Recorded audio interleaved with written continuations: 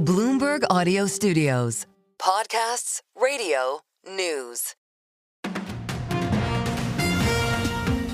Welcome to the Daybreak Asia podcast. I'm Doug Krisner. So the story on U.S. tariffs has, as we know, dominated much of the conversation in markets. Statements from the Trump administration recently have been, at times, contradictory, especially in the run-up to the new trade deal deadline of August 1st. In a moment, we'll go to Hong Kong and get the perspective of Nadia Grant from BNP Paribas Asset Management. On Thursday, we heard from Jamie Dimon, the CEO of JP Morgan Chase. He was speaking in Dublin, where he warned of complacency on tariffs.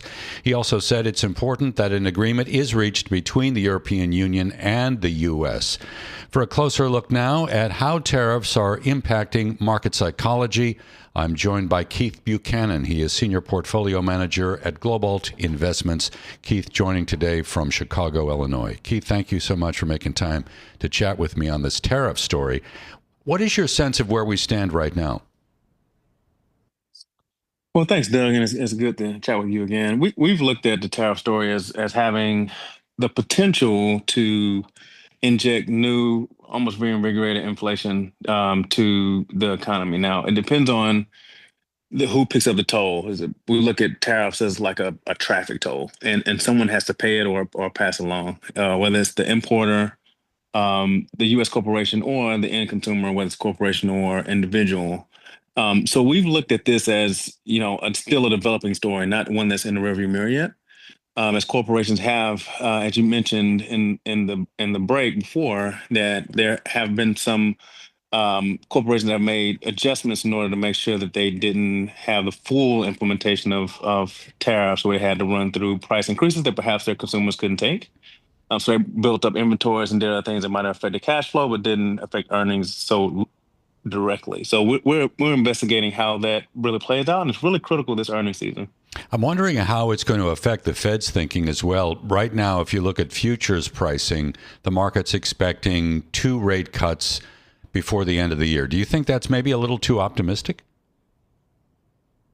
Look, the minutes last week kind of painted a story of anticipation that kind of aligns with what we're thinking internally, with the corporations really making sure that the way that the tariffs have been implemented won't really throw them off from an annual earnings standpoint. And I think that's what those at the Fed have also taken notice of, is it will take some time to really see the real effects that can either outweigh or justify temporary, even call it, if you will, transitory changes that corporations have made in order to elude the most negative impacts of tariffs. So I think there's a wait and see approach, that we are waiting for corporations to see what they have done and how it impacts earnings, but also the Federal Reserve and those that make decision makers on monetary policy are also waiting to see who has those effects that we can't get around, and when does that really hit the road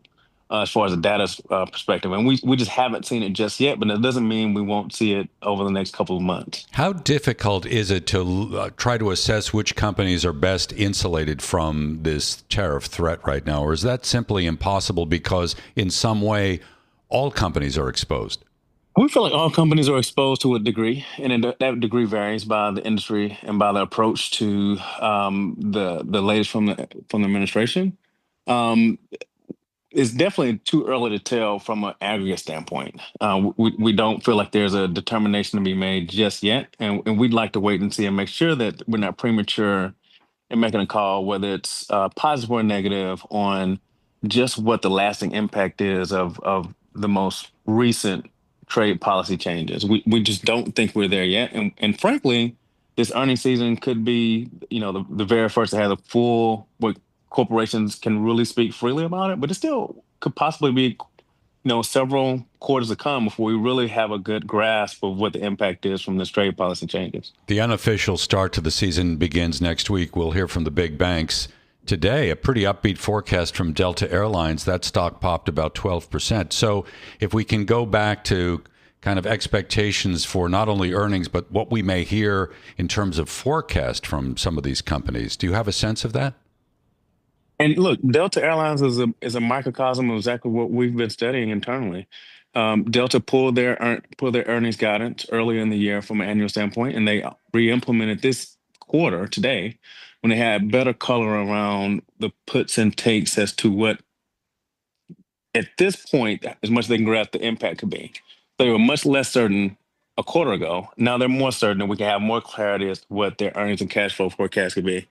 And we can, and we as onlookers and investors can have more confidence in some of the estimates that we've put around some corporations. So we feel like Delta really set the tone for us to really have more confidence in this earnings season going in a way that it's not just we're pulling guidance, we're not adjusting guidance, we don't know what the next step could be, and a little more clarity to help us understand what this earnings growth for this quarter could be, and also we understand and appreciate just how impactful that can be for the valuation of the SP 500 going forward. So we feel like this quarter is very critical in understanding the next steps for the market. As I'm speaking to you, I'm watching Bitcoin set a record high. We're trading around 116,000 at the moment. Given everything that's going on in other markets right now, do you have to have a little exposure to the crypto space, and maybe it's through Bitcoin? Perhaps we don't have any in our strategies right now. We don't necessarily look at it as the as a real detractor. We feel like it's definitely a beta plus type of measure. Um, we'd rather get that exposure through equities, frankly, and changing our exposure to equities and even gaining more leverage if possible. Um, but right now we just don't have the exposure, but we don't feel like it's something that we actually discuss on a very active basis. Just not yet. You know, right after the election, a lot of the conversation focused on merger and acquisition activity and deregulation. We haven't seen much in the way of deal flow and M&A activity. How are you feeling about that possibility moving forward, perhaps after the tariff story fades into the background? From a deregulatory standpoint, the initial thought was after deregulation and some antitrust concerns were abated, then you'd see this influx and flurry of M&A. We feel like the main driver of M&A, and the data supports this, is more buoyant economic expectations, and we just haven't had that because the tariff conversation has been in the way. So as that starts to, not necessarily that the tariffs go away, but as there's more certainty and clarity around the direction and the drivers of the psychology of our trade policy changes, specifically when it comes to tariffs, we feel like some of that M&A can unlock because the antitrust levers have been loosened some, and so we appreciate that part of it. But we just still have to have some economic clarity in order for those conversations to really gain momentum and we get pen to pad on those. So we feel like economic expectations weigh more, even so in this environment, than some of the antitrust concerns being alleviated. You have to have optimism about economic developments over the next 5, 10, 15 years. And that picture's just been very, very unclear. And as that clarity comes to the marketplace, we feel like M&A could pick up in a substantial way. So away from the U.S., Keith, I'm wondering whether you're forced to find opportunity offshore right now. Maybe it's in Europe. How are you thinking about foreign markets? We've had a underway when it comes to international compared to domestic here for some time now. That's a marketplace that we've paid more attention to, and it's a little more exciting and more, uh, you know, our ears are perking up a little more, but not necessarily where we feel like we changed that position that we're in as far as going from underweight to overweight. We feel like geopolitically there's still a lot of concerns in the world. We can go down the list, and it's very well known issues that kind of take some of the headlines here over the past several months. We don't really feel like that changes, and the prospects here in the U.S. We feel like even with our monetary and fiscal concerns, still a little more exciting than what we see internationally. So we're comfortable in the position we've been in, and that goes for emerging and developing markets as well. Keith, we'll leave it there. Thank you so very much. He is Keith Buchanan, Senior Portfolio Manager at Globalt Investments, joining from Chicago here on the Daybreak Asia podcast.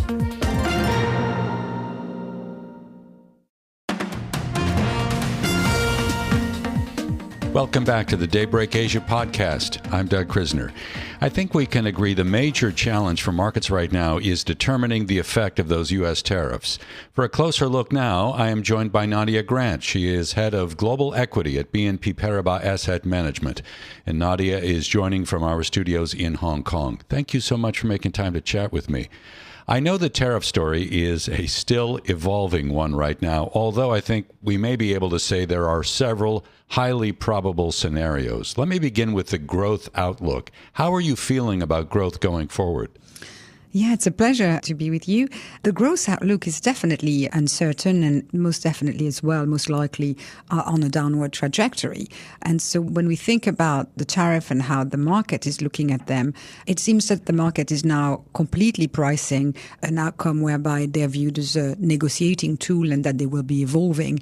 And when we listen to what has been said more recently by the administration, and I'm thinking about Treasury Secretary Scott Bessent, when he was actually talking about using tariff as a source of revenues and to finance the tax cuts and the provisions from the big, beautiful bill. And so there may be a bit of complacency in the part of the market when it comes to tariff because of that ever-changing nature of it. When it comes to the impact of tariffs, I'm curious as to how you see the economic risk distributed across Asia. So many of those countries we know are exporters, and obviously they have exposure. But I'm wondering about jurisdictions that may have a slight advantage. So I'm a stock picker. So I look at companies and sectors and so, and obviously at countries as well. And so I would say, that we initially, when we heard about the potential of tariff, those that had big exposure to US exports were obviously the most at risk. And so I'm thinking the likes of Vietnam, for example. But Vietnam has been really quick to get to negotiate. And actually what they ended up negotiating is a pretty positive outcome versus what was feared. And so the knee-jerk reaction of the market was really to sell this market first. And now we're seeing really that we've passed that big overhang and you can start investing and looking at companies again. So you have a big relief rally there.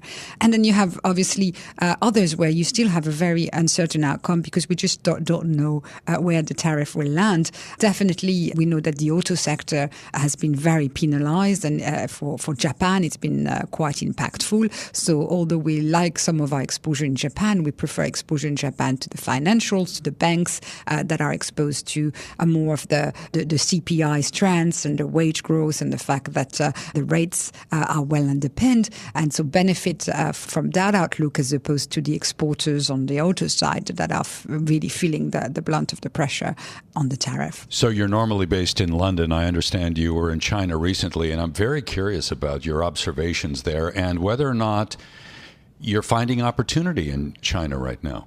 We are, absolutely. So we were really excited by China Tech after DeepSeek. We thought that there was a big realization that actually really China was closing in on the AI race and find opportunities there earlier on the year.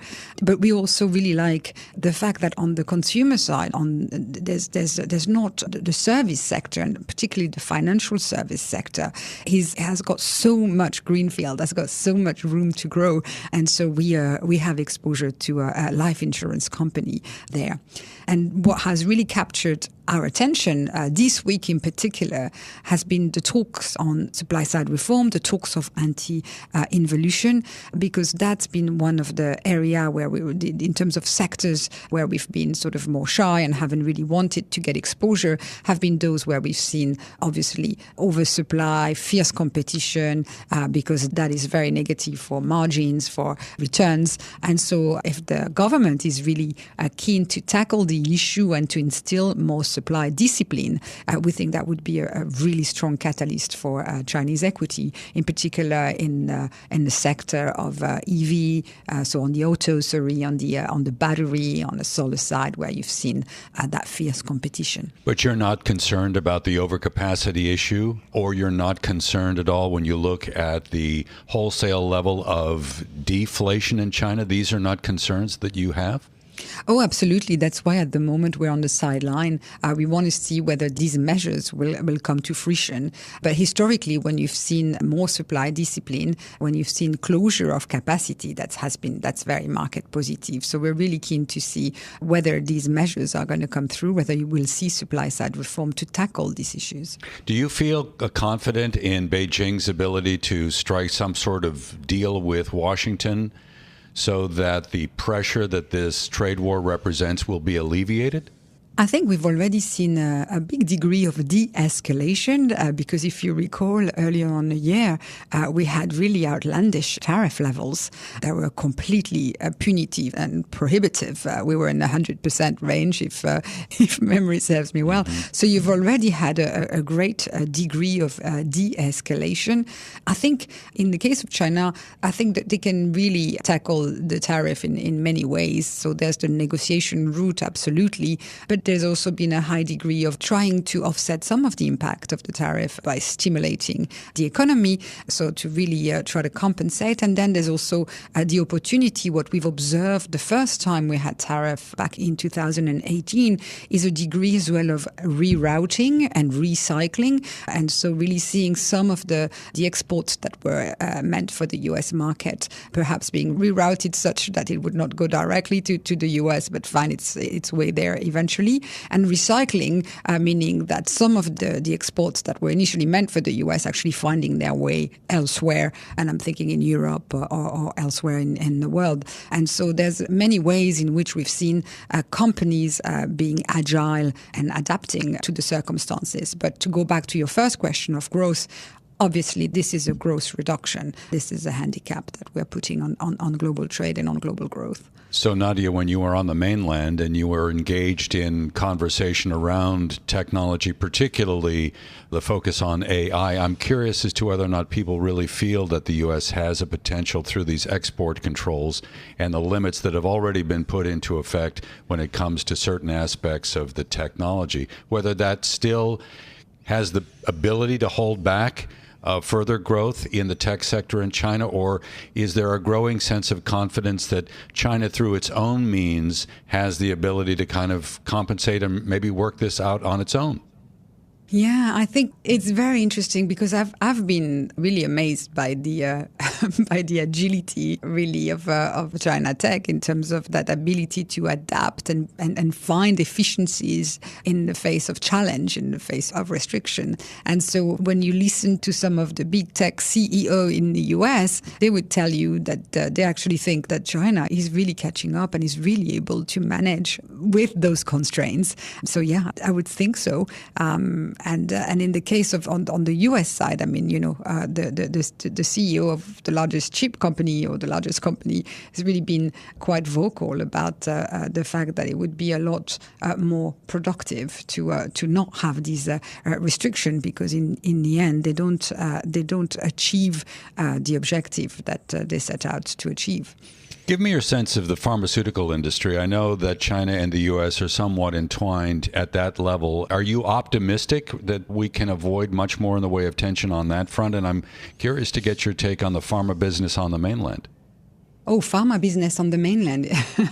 So we don't have much exposure to the pharma business there. I must admit, we have exposure to European pharmaceutical company, but the way they are set up. So the one in particular, we have exposure to one leader on oncology because we really think that from a demographic standpoint, oncology is not only the largest therapeutics, but it's the one that's growing the most because of aging population.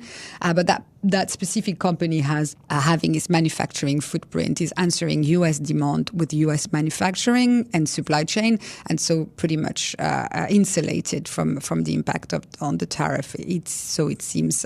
So we really want to make sure that when we think about tariff and specific companies, that we understand the makeup of their supply chain, of their manufacturing footprint. Because if a company in the same sector would export its drugs to the U.S. US, then obviously would feel the full blunt of the tariff. So it's really important to understand case by case how the companies are organized. And we've seen actually a flurry of announcement for onshoring of pharma companies from Europe in particular, but not only back to the US. And the tariff that have just been announced on the pharma sector by the administration this week, they really allow for a year or two before coming into effect, because they acknowledge that if you want to bring manufacturing back to the US, you really need to allow some time for this to occur. So you mentioned European pharma. How are you feeling about European markets more broadly? Well, for the first time in a long time, I'm actually pretty sanguine in that I really think we've had a wake up call in Europe, that you've had that bazooka in the German infrastructure plan. Germany was the only country that had fiscal room to ease, and it's doing so in a very material way. And so we think that the plan that has been announced, I mean, Germany is the largest European economy, he's going to add 0.3 to 0.6% growth to European GDP, which is very material when Europe was so desperately in need of growth. And so we really added exposure to the what we thought was some of the main beneficiaries of that plan, so namely in the construction sector, mid-cap names that would set to benefit from a lot of the stimulus happening there, and you know, monetary policy is also loose in Europe, so we think the combination of those two is quite supportive.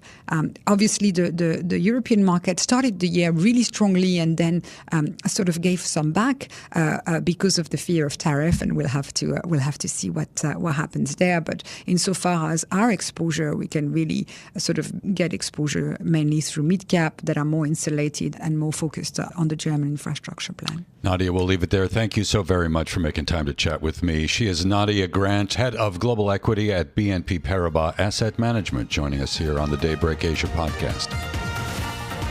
Thanks for listening to today's episode of the Bloomberg Daybreak Asia Edition podcast. Each weekday, we look at the stories shaping markets, finance, and geopolitics in the Asia Pacific. You can find us on Apple, Spotify, the Bloomberg Podcast YouTube channel, or anywhere else you listen. Join us again tomorrow for insight on the market moves from Hong Kong to Singapore and Australia. I'm Doug Krisner, and this is Bloomberg.